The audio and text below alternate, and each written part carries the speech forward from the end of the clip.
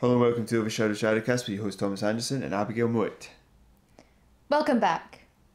Yay! Something different this week. Woohoo! So you have a catchphrase or just a new words? I just have new words. Okay.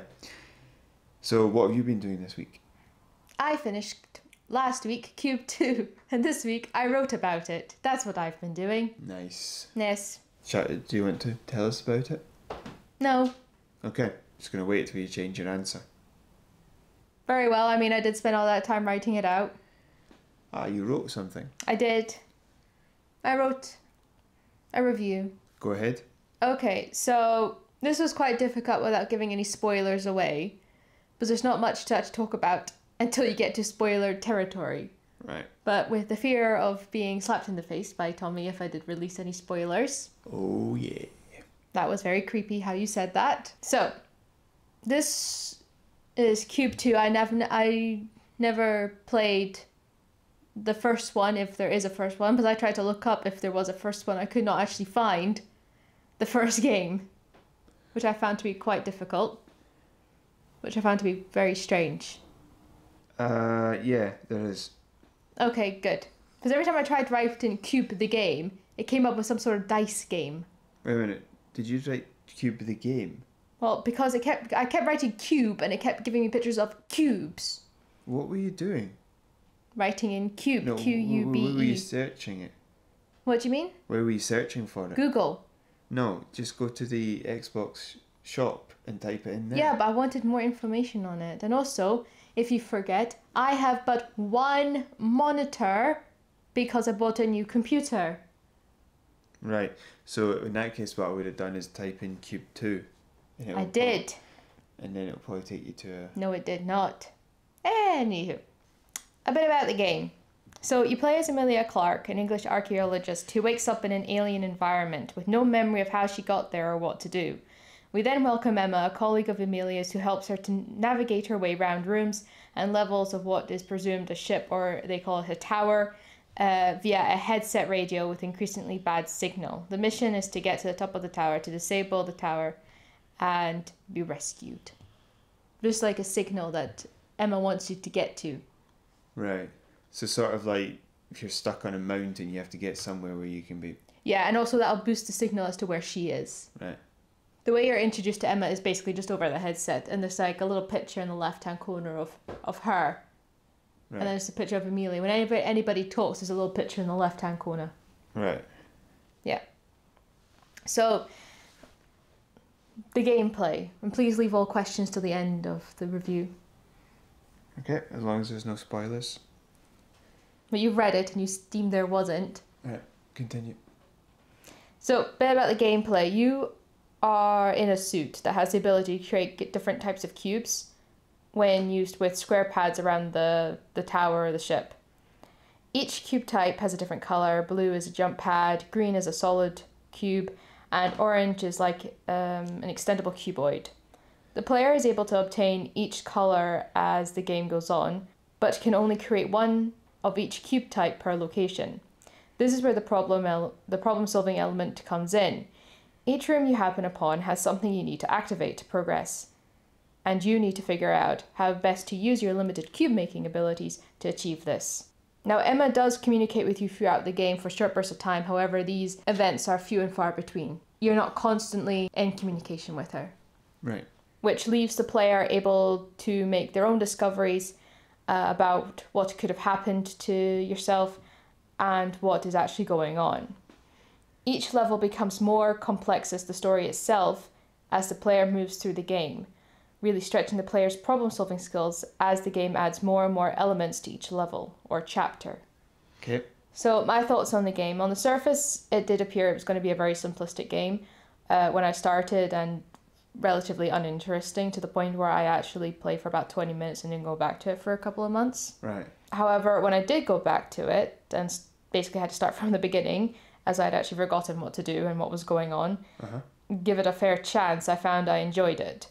Though the idea of being able to create cubes seems simplistic, the way you use them through the game becomes more and more complex, to the point where I was playing for a good hour, sometimes without even realizing the passing of time.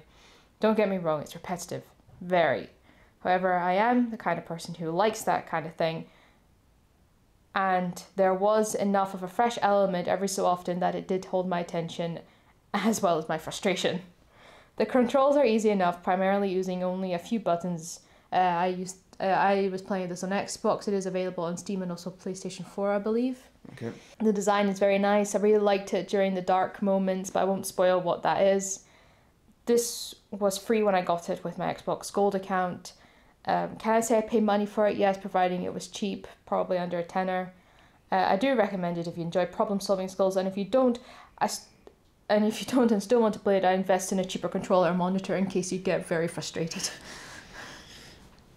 Okay. So, those are my thoughts on Qube 2. Any questions from the balcony?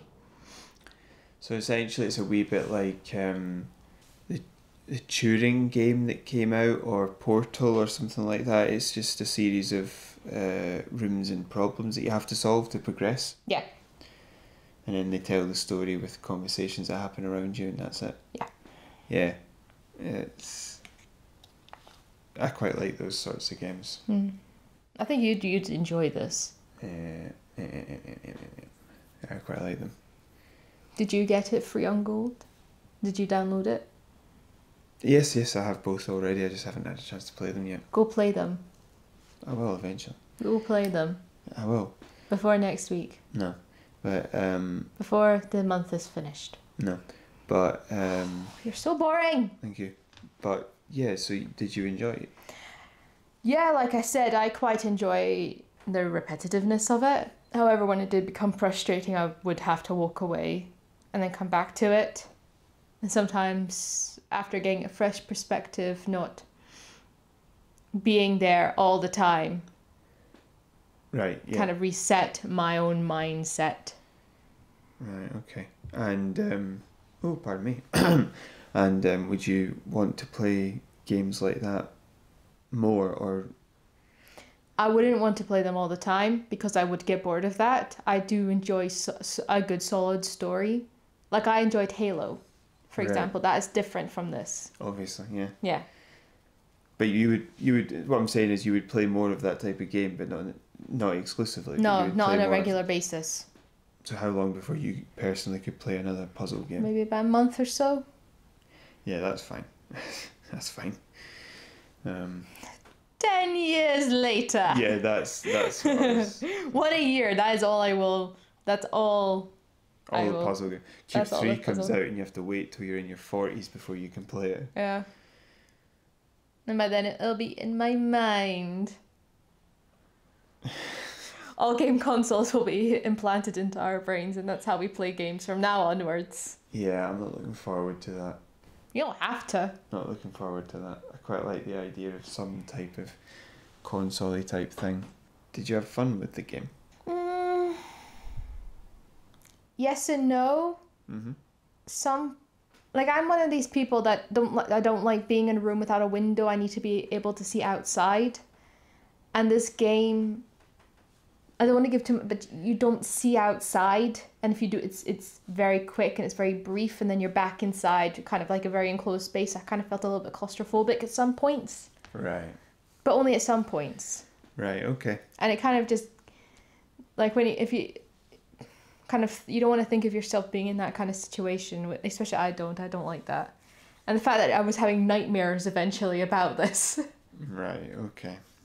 Like I was dreaming that I was in this, that did not go down very well, like wake up in a panic, feeling very claustrophobic. We need to get you playing Outlast. No, never. Yeah. No, I'll never play that game. Sorry, no. Fallout, I think, would frighten you a bit. Especially 3. Fallout 3 frightened me for some reason. I've seen gameplay footage of Outlast. I do not want to play that game. Me neither, to be honest. Makes me feel sick. Actually, I had to stop watching playthroughs of it because it was making me feel sick. Yeah. Anyway, back to Qube 2. Are you glad you played it? Yeah, I'm glad I gave it a fair chance. And how difficult was it to write this little review that you have here? This little non-existent review. That's what it sounded like. That's how you just sounded. You kept it quite to the point because Yeah. there's not much to it. Well, there is, but we cannot spoil anything. No, but what I meant was that when I wrote the Crackdown one, because there's a lot more gameplay variance, there was more to write about, whereas Qube 2, because I've seen a little bit of Qube 2 and a little bit of Qube 1, it's basically there's a lot of this gameplay elements to it. Yeah. So it's going to be a shorter review for that reasons. So it's a little bit. So you've kept strictly to the point, but how easy was it to actually write that? It was relatively easy, but it was also difficult because it is literally you are kind of repeating the same motions throughout the levels, but like I say, they do incorporate new elements per level. Like it makes you think more and more. Yeah, the puzzles get harder. Well, as soon as you get used to it, you're like, oh god, here we go, something else new. Now to think. Right, okay. It's not as simple as just shooting something. But how Bad guy, shoot. But how easy was it to write the review? That's what I just said. It was fairly easy. Right. Apart from not giving anything away, which Right. was quite difficult. Sorry. Yeah, so I suppose the difficulty here is that with a very simplistic gameplay mechanic and nothing to talk about with the story, there's not much questions to ask. Also, I've played games very similar to it, so... You can ask anything, really. Anything that's not going to give a spoiler. If Yeah. it gives a spoiler, I'll tell you spoiler. Well, that's the Can't point, is that answer. I'm not going to... Ask because- questions and I'll say spoiler. No, I'll ask questions when I have something to ask that I can work out if what I'm asking is going to give away a spoiler. But, You can ask what the dark moments are and I can go, spoiler. what are the dark moments? Spoiler. Oh, there we go.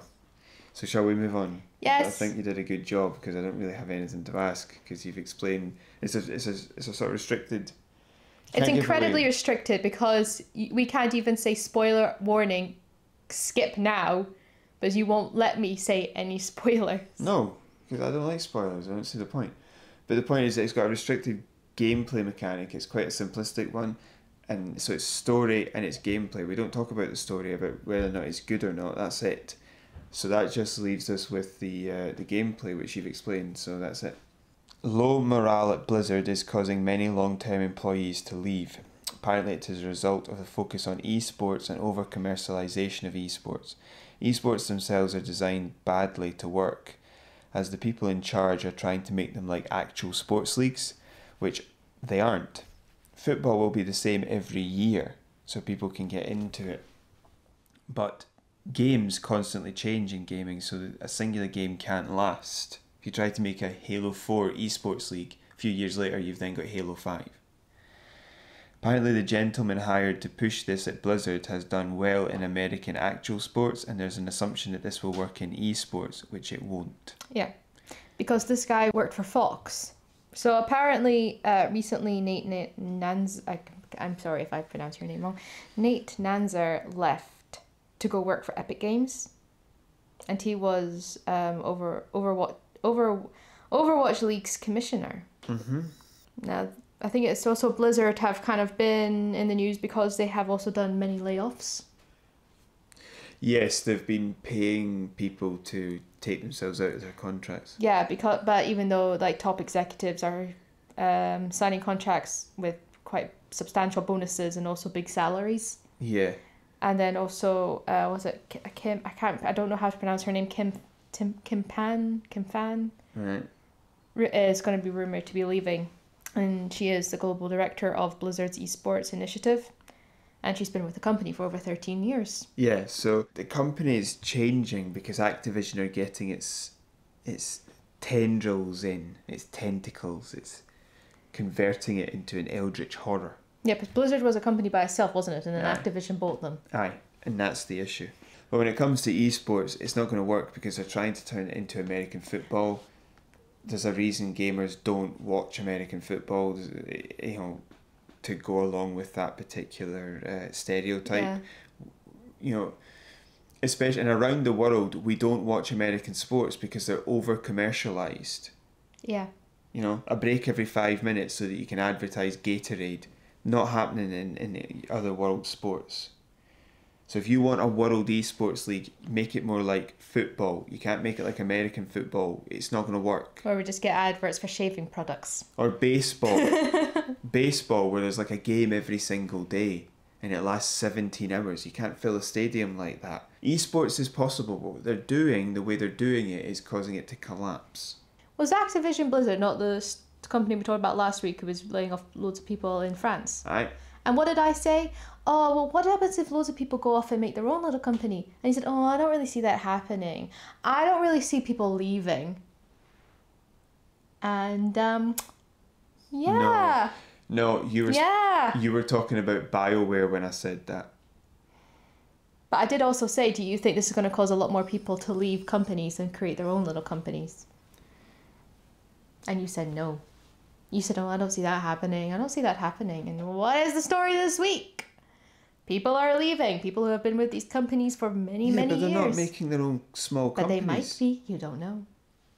Oh, right. That's a bit unfair because that's an open-ended question. We can't prove if I'm right. We can only prove if you are.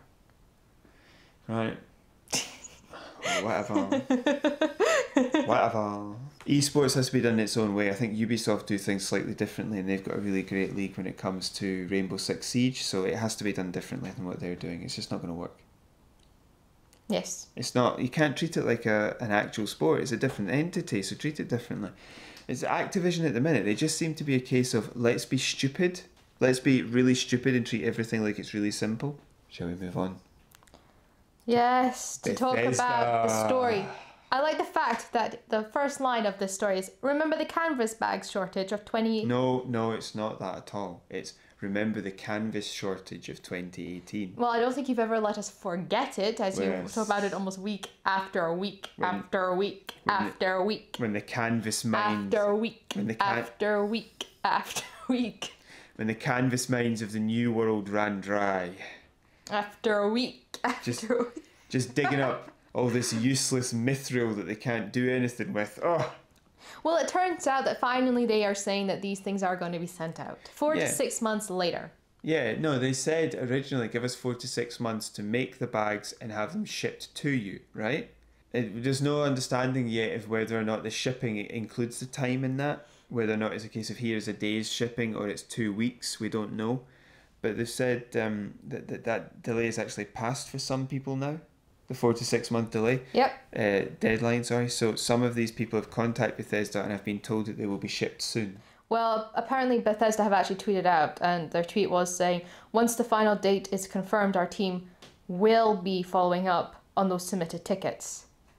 And basically, you were to submit your ticket if you had paid for the $200. Yeah.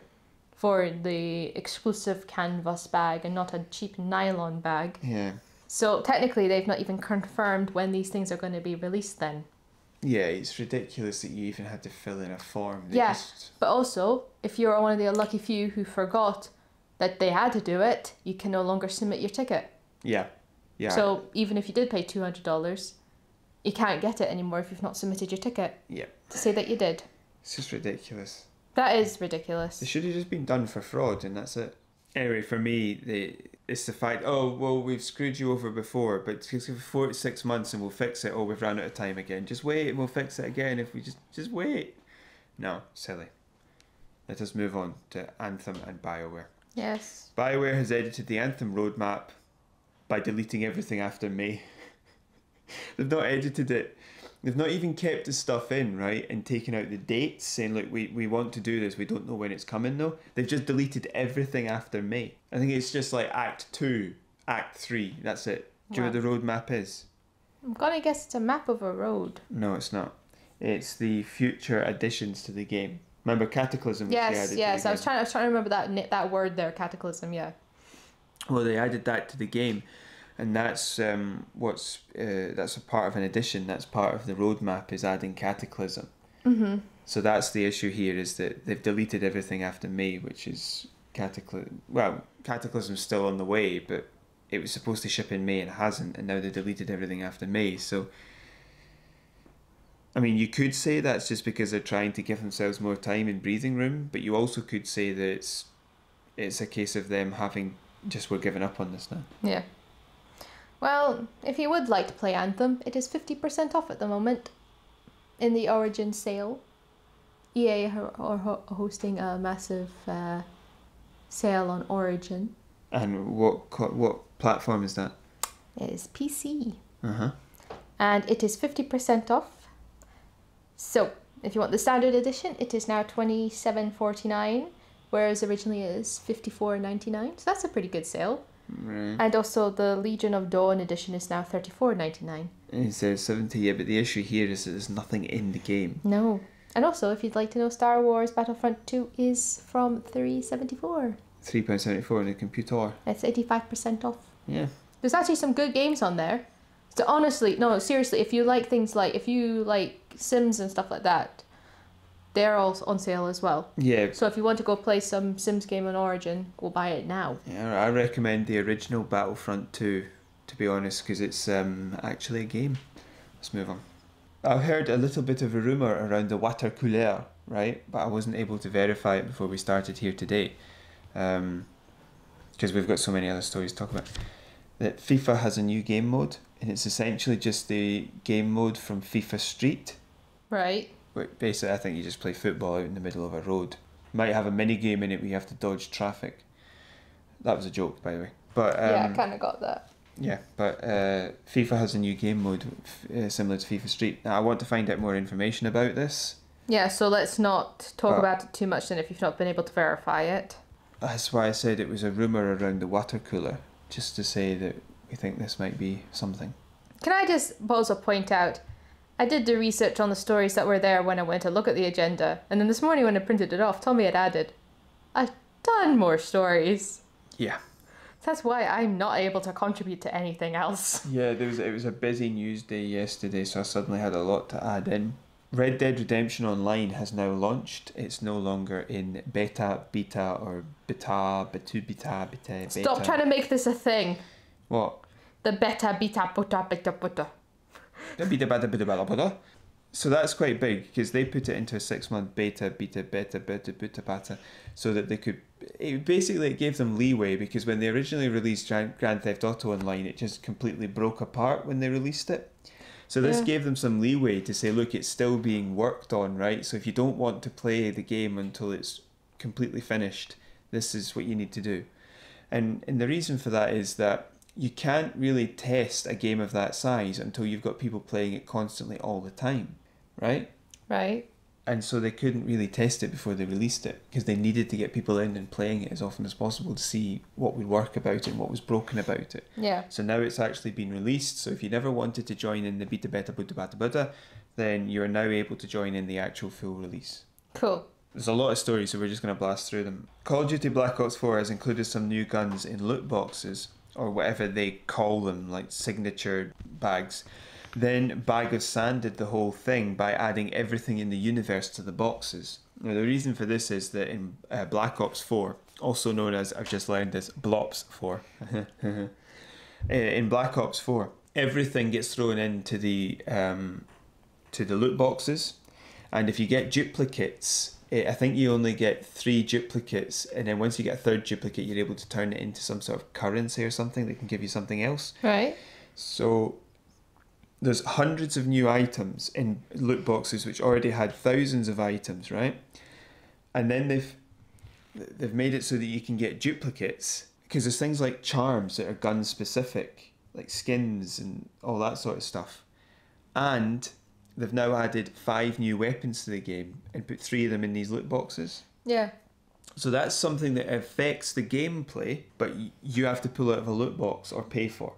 Just to recap there, they've flooded the loot boxes with hundreds and hundreds, if not thousands, of items, and they've put in those loot boxes guns which affect gameplay. So you can basically pay to have the best guns in the game. Yeah, again, this is like that play to win type of thing. I don't really enjoy that. Sorry, what? Pay to win. Yeah. Play to win's fine. Pay to win, no. It's another example of Activision just being Activision, a company we don't want. Yeah. Let's move on. Okay, Payday developer Starbreeze have had to fire 60 people out of 240 to continue functioning, and they've had to try and seek outside investment. It's simply a case of they put all their eggs in baskets which then exploded. Who's Starbreeze? They made Payday 2. I've not heard of that. Yeah, it's a pretty big game. Quite a few people play it. I've played a bit of it. I found it quite enjoyable, with the exception of the drill that constantly jams. But yeah, they've had to fire a quarter of their workforce. That's not good. Yeah, and I think that to continue functioning, I think that's the issue here, is this company's just made some bad decisions. Yeah. But it does throw into light the horrible activities of somebody like Activision, which are not in any financial danger whatsoever and still fire people to make more money. Mm. This company has had to let 60 people go so that they can function. Move on. Yep. It's just, I wanted to let people know about Starbreeze, but also just to put it into context of the others. Epic Games have made a mistake again with their enormous sale on their shop when it comes to Ubisoft games and exchange rates. You see, Ubisoft cut a lot of their big titles, like Ghost Recon Wildlands and Watch Dogs 2. They cut them to $15. Yeah. That then meant that those games applied for the extra $10 off that Epic pay to the developer. Yeah.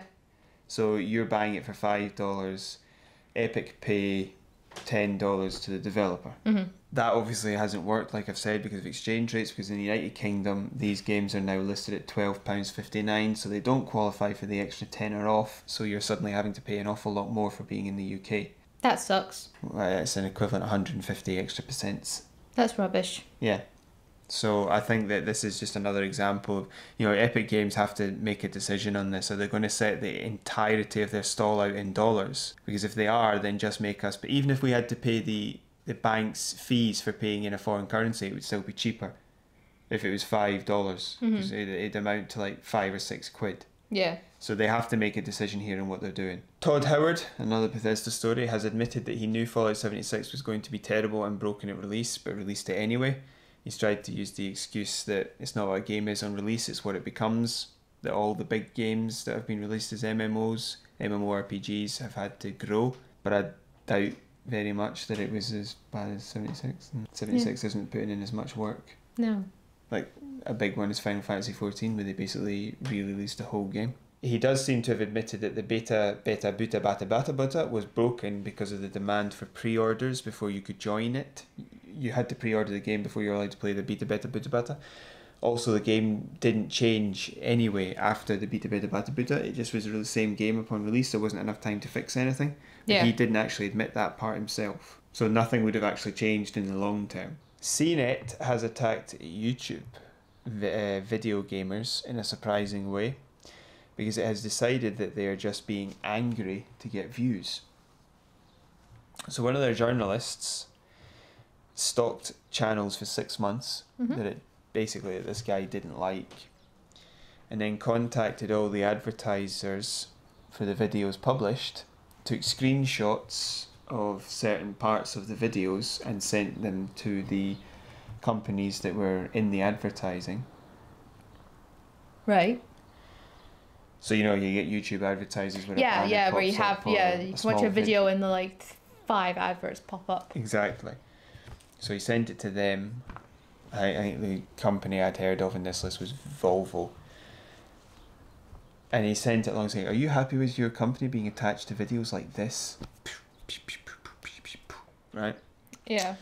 Well, a lot of them don't know what the effect of that has been when it comes to their advertising on their channel. Yeah.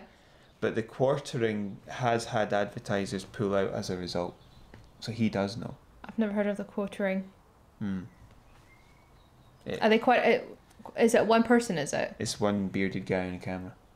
Does he have not a lot of followers, subscribers, shall I say? No, these guys that he's attacked, they are the big huge. Ones. They're like 500,000 subscribers. Okay. Yeah, like I said, 500,000 subscribers for pure game journalism, not much gameplay.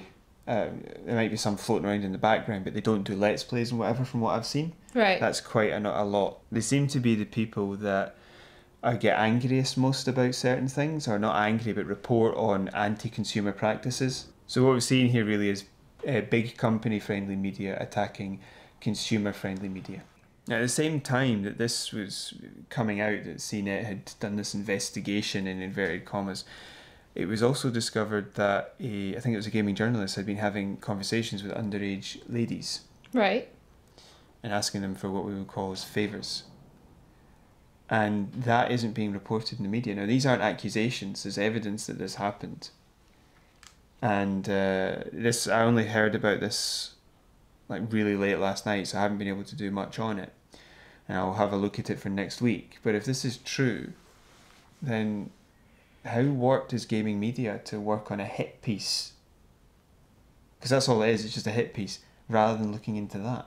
Because that isn't in the media. It's like court records that some person found or something like that.